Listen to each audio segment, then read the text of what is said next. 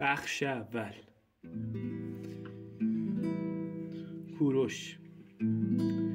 کوروش از سمت خاندان پدری به پارس‌ها میرسد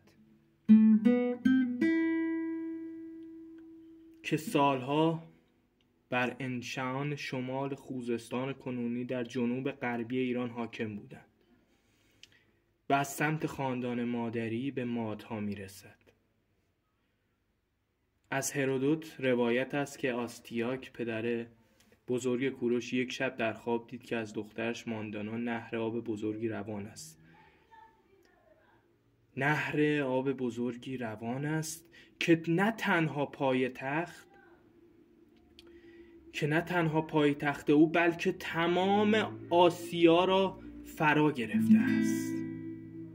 معبرها خواب او را این گونه تعبیر کردند که فرزند دخترش روزی بر تمام آسیا غلبه می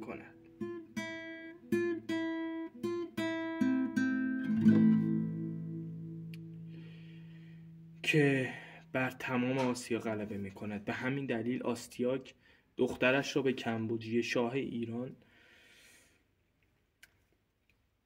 نشان داد که نواده هخامنش بود. در همان سال آستیاک دوباره خواب دید که تاکی از بدن ماندانا رویده و تمام آسیا را گرفته است. پس از وضع حمل ماندانا، آستیاک فرزند دخترش را به یکی از بستگانش به نام هارپاک سپرد و دستور داد که کودک را بکشد. هارپاک کوروش کبیر را به یکی از چوپانهای شاه به نام میترادات داد و از او خواست که وی را به دستور شاه به کوهی در میان جنگل رها کند.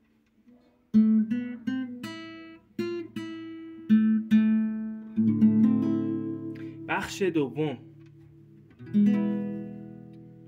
وقتی همسر چوپان از موضوع باخبر شد، چوپان کودک را به خانه برد.